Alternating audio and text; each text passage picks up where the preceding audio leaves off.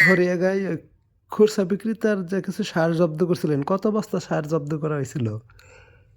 আমরা সার আসলে জব্দ করেছি ওখানে ৩০০ বস্তার মতো। ৩০০-৪০০ বস্তার মতো। জি ম্যাডাম, আরেকটা সংবাদ পেলাম আপনারা জব্দ করার পরে ১ই জানুয়ারি ওরা পিছনে দরজা দিয়ে সার বিক্রি করে দিছে।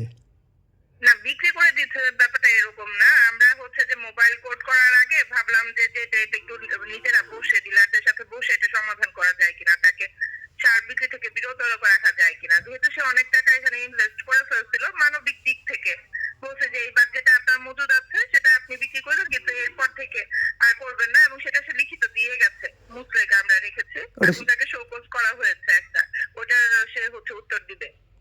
তো সবাইকে তো আসলে প্রথমবার ধরা পড়ছে, প্রথমবার তাকে একটা সতর্কীকরণ দেওয়া হয়েছে এবং তার কাছ থেকে যে সে আর করবে না সেটা আমি মুচলেকা রাখছি। তো আমি চাইছি যে তার আর্থিক ক্ষতিটা না হোক, সে এটাই আর কি। সে তো খুচরা বিক্রেতা, সে তো ডিলার না।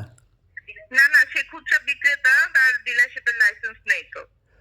তা খুচরা বিক্রেতা এতগুলা সার সে কিভাবে গুদামজাত করলো, এ বিষয়ে আপনারা কি তার বিরুদ্ধে কি আইনি ব্যবস্থা নিছেন? আইনি ব্যবস্থা নিব, এখনো নেই নাই। আমরা উপজেলা সার্ভিস মনিটরিং কমিটির একটা মিটিং ডেকে সেখানে হয়তো বা তার বিরুদ্ধে কোনো সিদ্ধান্ত নেওয়া হবে কিনা, আইনি ব্যবস্থা নেওয়া হবে কিনা, যেটা সভাপতি আছে। মানে আপনার ঊর্ধ্বতন কর্মকর্তার কাছে এই বিষয়ে আলোচনার মাধ্যমে তার বিরুদ্ধে আইনি যে ব্যবস্থা নেওয়া যায় সেই ব্যবস্থা নেবেন। হ্যাঁ হ্যাঁ, ওইটাই, ওই ব্যবস্থাটা আমরা কথা বলে এবং সে কোন ডিলারের কাছ থেকে ক্রয় করছে এটা কোনো তথ্য পাওয়া গেছে? এটাও আমাদের তথ্য আছে, ওই ডিলারকেও আমরা হচ্ছে শোকজ দিব, ঠিক আছে। এটা হচ্ছে যে আমি চাচ্ছি না যে আমার উপজেলায় সারের কোনো ক্রাইসিস হোক, যে কারণে আমি এখন পর্যন্ত হচ্ছে হার্ড লাইনে যাই নাই। কারণ দেখা যায় যে হার্ড লাইনে গেলে সাথে সাথে হচ্ছে ডিলাররা অসহযোগিতা করতে থাকে, করতে থাকে, সবকিছু মিলায়ে একটু চিন্তা ভাবনা করে পরে আমি স্টেপ নিতে চাচ্ছি আর কি। এটা তো আপনারাও বুঝবেন, যেহেতু সারটা একটু সেন্সিটিভ ইস্যু। জি, না অনেক বিষয় আছে যে গুদামজাত করার কারণে কিন্তু সাধারণ কৃষকরা সার পায় নাই।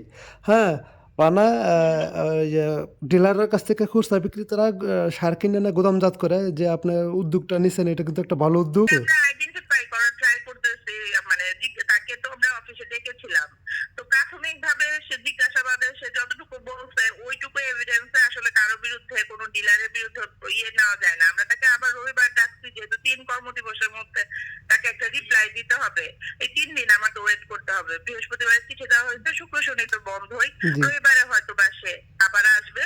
এসে এটা একটা হচ্ছে রবিবার আসেন অফিসে, আসলে ফোনে অনেক সময় কথাবার্তা, আমার এক্সপ্রেশন হয়তো আপনি বুঝতে পারতেছেন না, আপনার না এক্সপ্রেশনে না, বুঝতে পারতেছেন, অফ সামনাসামনি কথা ডে বলতে